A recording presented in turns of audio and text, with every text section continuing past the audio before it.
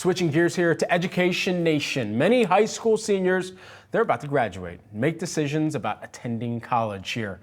Of course, big decision, and meanwhile, college seniors, they're about to graduate and embark on what will be, for some of them, their very first job. We've got you covered with some solid financial tips for those college grads, and here with more, we've got Holly O'Neill, Bank of America's president of retail banking. Holly, great to have you here on the program with us. I mean, many of us remember being in their shoes and in that position, ready to get into that first job and trying to figure out, okay, what are the key financial decisions that I need to make once I step foot in the door and get my key card or badge that should be synced to a phone by now, but it's not. Who knows when that's going to change. But what is the first thing that people should be thinking as they are taking on these new roles, fresh college graduates entering into the labor force?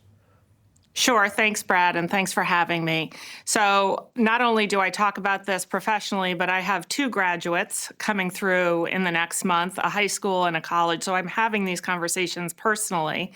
And we've been talking about a handful of things: managing a budget, establishing a budget, managing savings, establishing credit, paying down your debt or student loans if you have them, and then maximizing employee benefits if you have a job and when you get a job, and then overall brushing up and learning, building that financial acumen. So it really is a handful of things and advice that we're giving to new graduates, whether it's high school or college. What is the biggest pitfall that you usually see or typically have heard of among those who are getting out of high school or getting out of college and graduating and entering into the workforce and thinking back on what they would have done differently perhaps?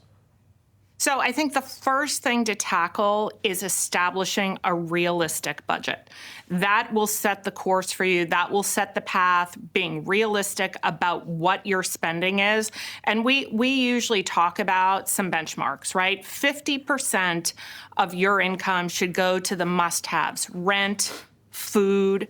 30% can go to those things that you want and need: social activities, entertainment. And then the remaining 20% you should put to savings. And you should set that budget and set those thresholds based on your personal desires, so they can vary a little bit.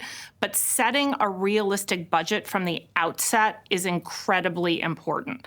I think the second thing is, when you have a job, maximizing those employee benefits that you have. Many employers match contributions to a 401k, and people should take advantage of that from the very onset, from the start, and that will set great habits as you move forward. A rainy day fund. I mean, many of us hear about this, we talk about this. It's not fun to budget for, but how realistic is it for those who are just graduating, just getting that first job, to then say, okay, I need to start throwing some cash, throwing some money and some savings towards that rainy day fund? And what's a good percentage to start off with even? Sure. Well, the emergency fund or the rainy day fund, we typically say ideally it's 3 to 6 months of living expenses. Usually that's very hard to achieve right out of the gate. So I always say start small, start with something, and start with something that you can repeat on a monthly basis. And the good news is, through some of the surveys that we've done with the Bank of America Institute and Better Money Habits, we know that Gen Zers are all saving for a rainy day fund. High levels of Gen Zers really value that. So the thought process is there, and I think the key is to just get that muscle memory going and start the savings. Sometimes it's hard. It can be $20 a week. Just start with something and then build your way forward. Holly O'Neill, Bank of America's president of retail banking. Thanks so much for taking the time here today. Thanks, Brad.